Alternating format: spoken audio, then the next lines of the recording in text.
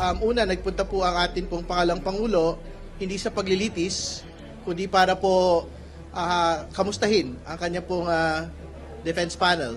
At nakikita naman ho natin ngayong araw po na ito, ongoing yung pong paglilitis. No?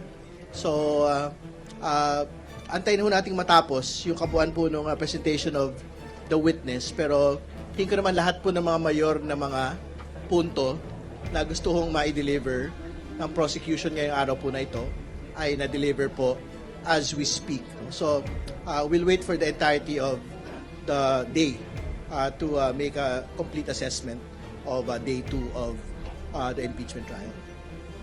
Okay, siguro bukas na ho natin yung hapag para sa mga tanong.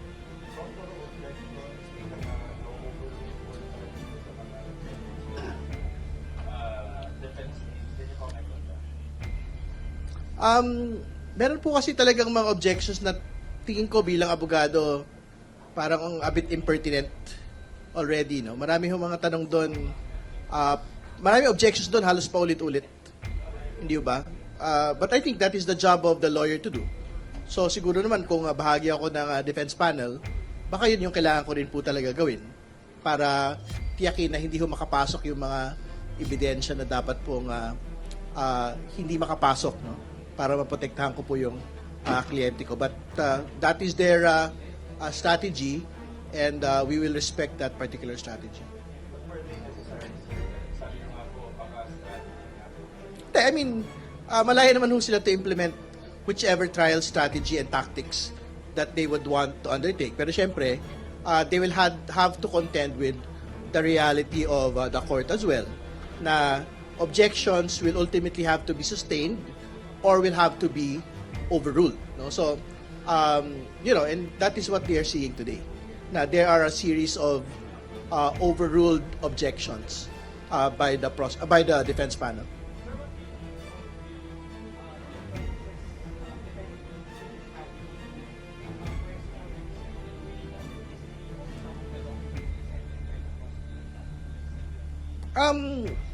Well, ginagalang ho namin yun. No? So, going into trial, we were expecting each and every piece of objection will be implemented by the defense. No? Pero, siguro we take exception lang po on yung pong objection nila relating to the exclusion of the witnesses. Kasi I'm quite certain they will again object on each and every witness moving forward. No? Kasi nga, I think their original position, which is basically their Supreme Court challenge, is that yung po hindi kasama doon sa original complaints ay hindi ho dapat isinasalang dito.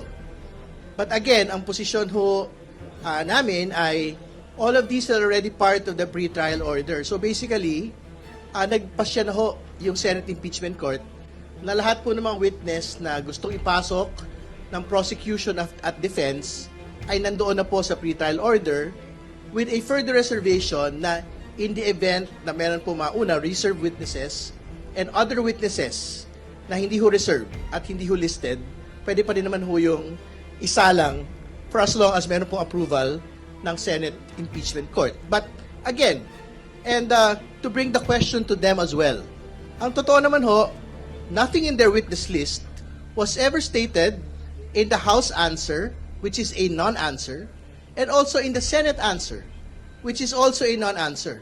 So, ibig sabihin, ano bang prinsipyo ho rito? Ang pwede sa amin, ay pwede rin dapat sa inyo. Ang hindi pwede sa amin, hindi dapat pwede sa inyo. So, ibig sabihin, that particular objection point doesn't really make sense to me.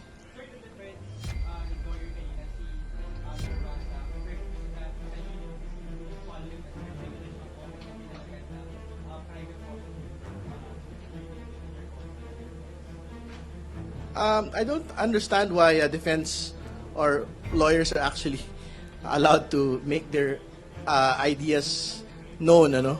Na parang they are thinking out loud. Hindi ba kasi what is the basis for saying that there is a script? Hindi ba? Talagang trabaho naman ho talaga nung witness yun pong bagay yun, hindi ba? So we take exception to that, and that has no basis. Dapat durugin yun.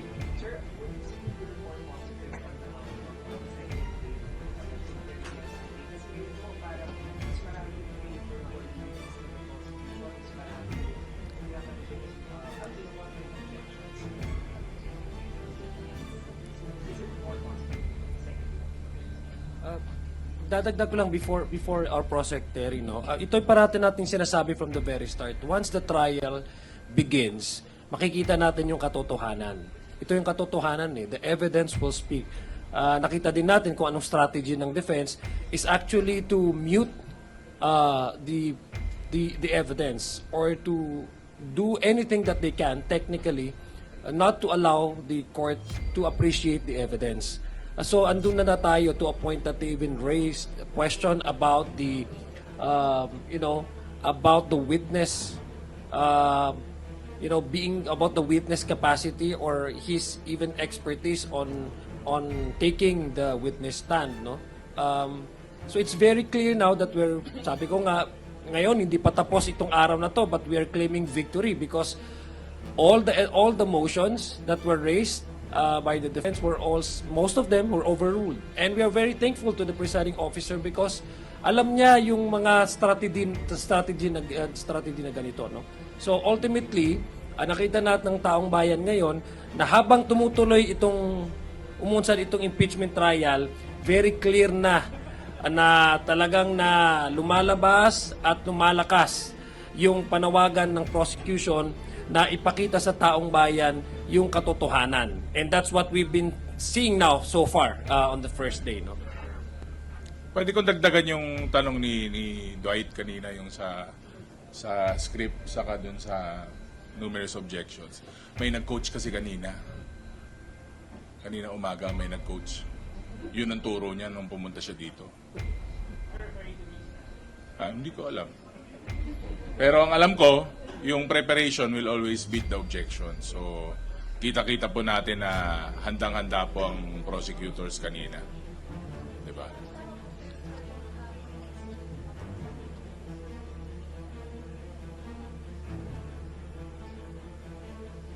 Well, antayin lang ho namin as received copy, no?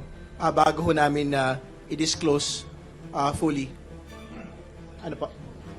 Nailabas na. Okay, then we confirm na these particular personalities had in fact been requested to be issued subpoenas to attend po the proceedings. But balikan ko lang yung tanong kanina kung are we happier today than yesterday.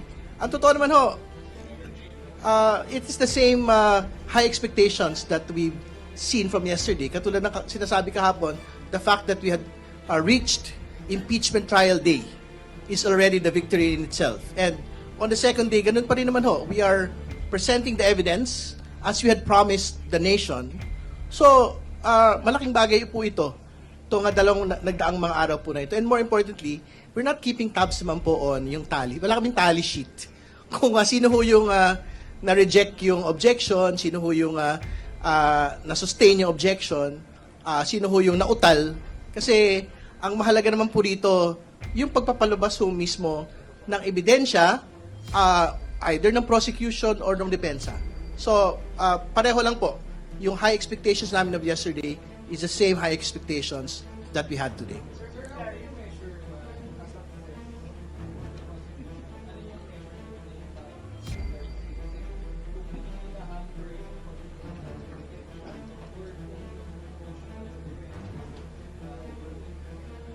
Before letting our colleagues answer, syempre, ang most important metric in litigation, yung po nga naipasok ho yung mga ebidensya, na isa lang yung mga ebidensya, na hindi ho na-objectan, na hindi po natitigil. And what we had seen today, yung pong mga major witnesses, major documents, nasalang po ngayon. So, nakita na ho yung video documentation at ongoing pa rin po yung pong examination po ng witness. So, malaking tagumpay po yung ngayong araw. Dadagdagan ko lang, when we say we claim victory does not, sabi ko nga, matagal pa ito. Tama nga yung sinabi ni Prosecretary. We're claiming victory in a sense that we have already started to present our case, present our evidence for the people and for the court to see and appreciate. And we're very happy that yung na-introduce kanina na mga ebidensya, although they were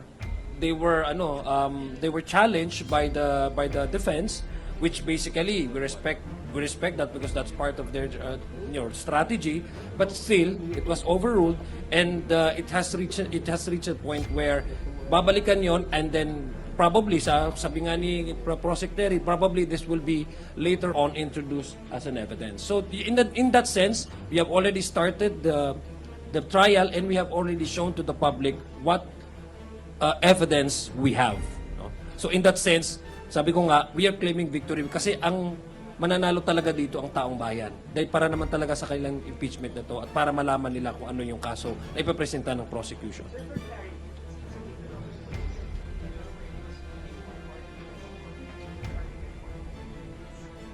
Tama po yun kasi I think very relevant siya dun sa press conference kung saan na-utter yung pong threats against the President.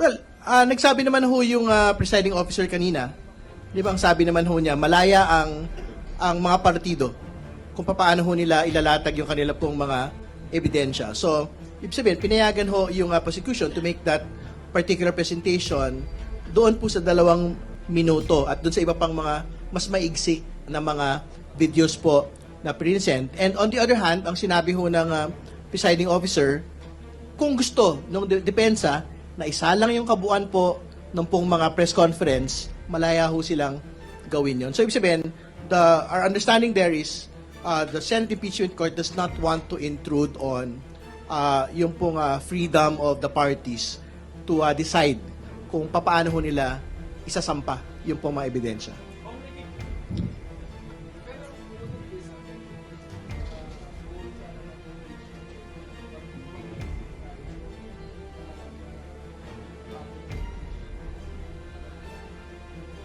Well, meron naman din pong merit yung gustong sabihin ng defense, no?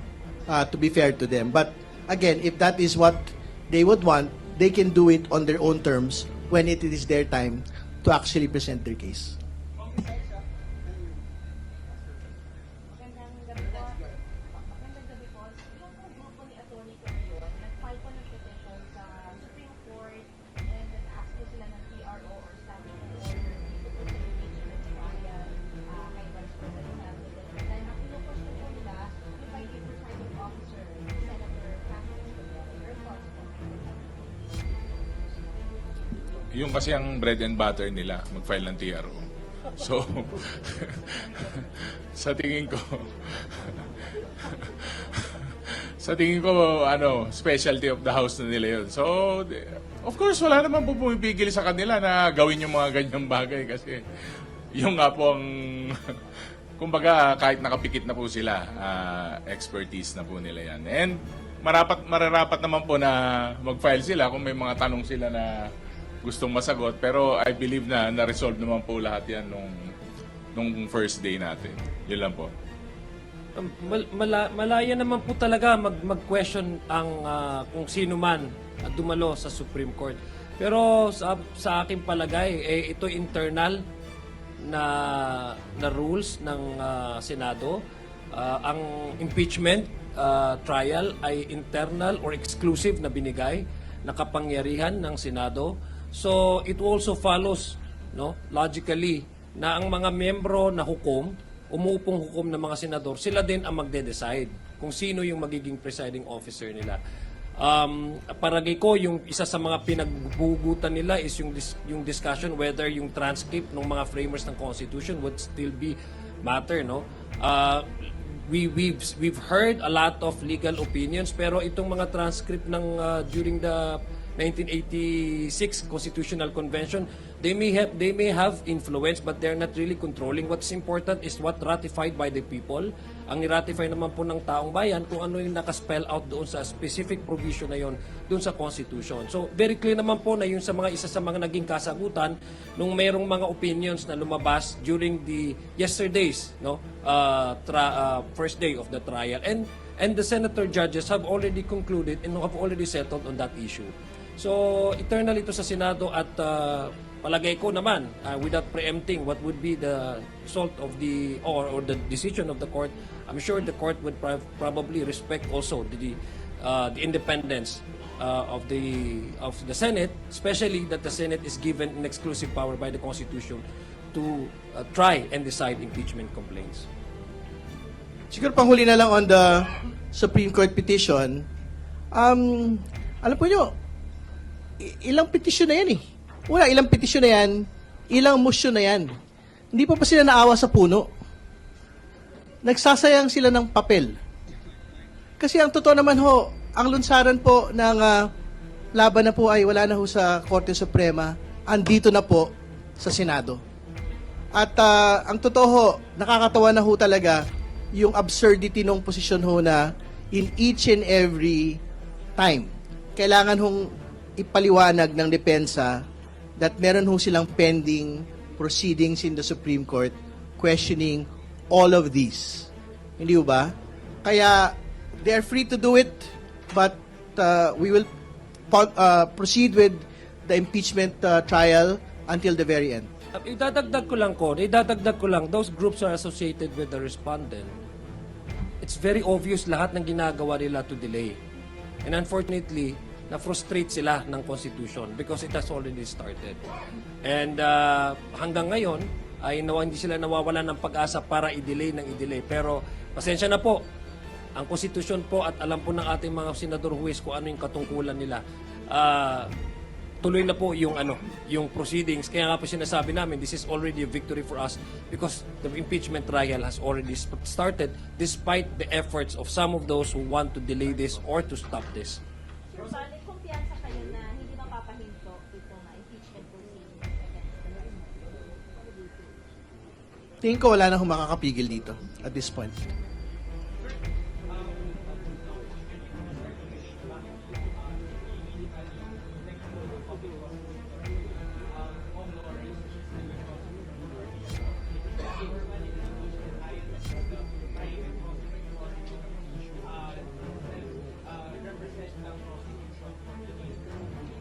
Well, wala po itong pagbabago mula doon sa lahat ng mga impeachment proceedings, no?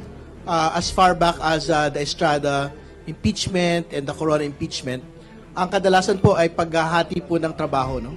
Yung po direct examination ay ginagawa po ng private prosecutors at yung pong argumentation relating to legal technical matters ginagawa po ng public prosecutor. So this was done in Estrada, this was done in Corona.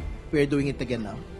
At saka dadagdag ko lang, kahapon kasi na-approve ng court, nung naglabas ng directive ang presiding officer na they would allow yung pag-examine ng witness, pag-examine ng evidence ng more than one counsel, no? For both sides. Hindi lang ho ito sa prosecution, but even that option is available to the defense. So, hindi ho siya. Remember, ito pong mga private prosecutors natin have volunteered also.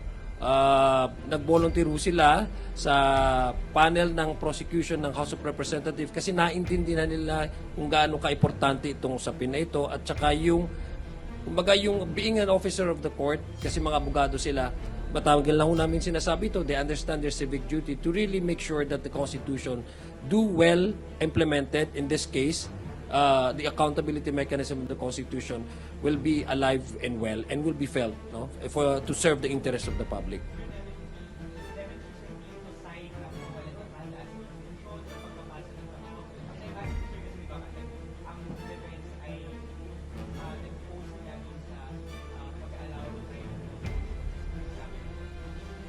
Oh, wala akong ganun. Talagang very clear-cut naman po yung hatian ng trabaho po ng public prosecutors and private prosecutors. Nakita naman natin, for example, doon sa mga general argumentation, yung mga public prosecutors po talaga yung nagpapaliwanag. Nakita natin yung kahapon, nakita natin ngayon. Pero yung direct and other aspects, ibinibigay po namin ito sa private prosecutors. But again, to be clear, it is still under the control and supervision naman po ng pong private prosecutor, ng public prosecutors.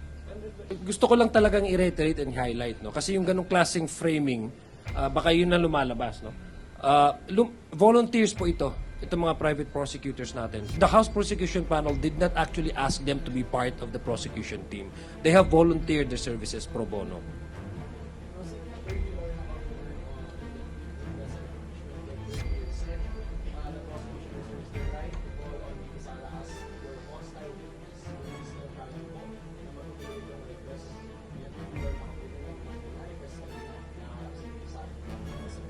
So abangan ho natin kung yan po yung magiging pagpapasya. Anyway, meron naman ho tayong 1 week prior notice hindi ba?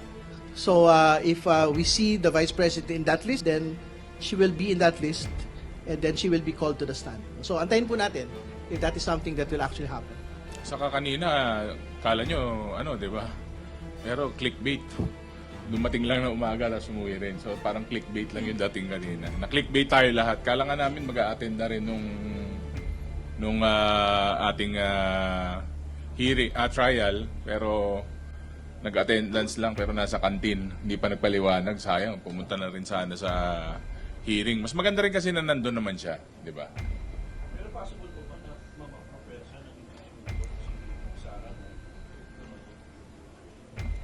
Well, meron pong right against self-incrimination po yung ating mga respondent, mga akusado, hindi ba? So ultimately, siya yung magpapasya kung gusto ho niya maisa lang doon pagka ho ipinatawag siya. But we will make that request in due time and kung nakabatay ho talaga sa pangangailangan ng prosecution.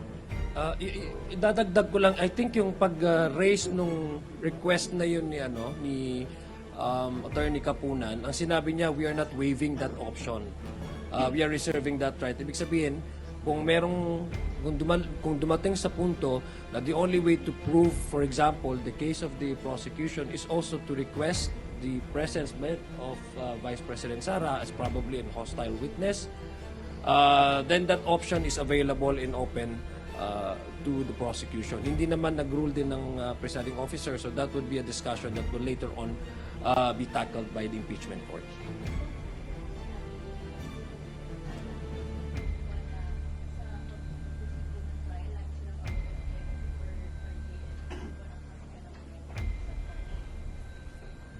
Well, nung pong sinasabi nga ho namin sa inyo na as far back as yung pong paghahanda namin, hinahanda na ho namin talaga yung objection on each and every point. So, yan ho yung basically implementation po ng paghahanda na yon. No? At tingin ko naman ho, what we had seen today is, yun na naipakita naman ho namin yung relevancy, materiality, nung pong lahat ng aspeto ng testimonya po ng witness. So, malaking bagay po yun sa amin.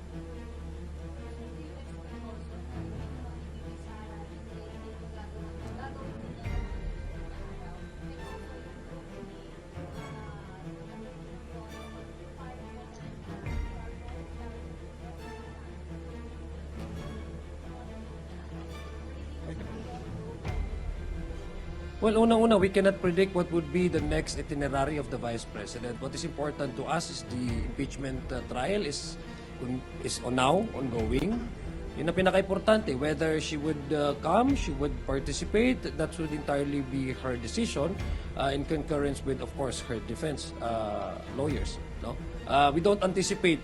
Kami po ay handa. Sabi nga po ni Congressman Terry, handa po ang prosecution. Nakalatag po, very klaro. Even during our pre-trial brief, very clear, nakalatag lahat sa pre-trial brief ang prosecution panel. So, handa po kami. Kaya nga po lahat ng mga objection nila ng defense ay now overruled dahil ganun po kahanda ang prosecution. So, our focus is how to present to the public and to the Senate the case that we have promised to the public, that we will present not only truthful information but also making sure that yung accountability mechanism, parati po natin na naririnig ito. Pasensya na po kung nagiging cliche, pero ito po talaga yung pinaka-crux ng aming paninindigan. Dapat ay maging epektibo yung mekanismo ng pananagutan dito sa bansa.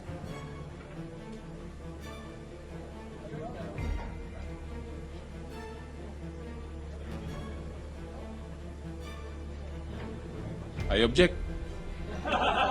Okay, maraming salamat. Bukas ulit. Overruled?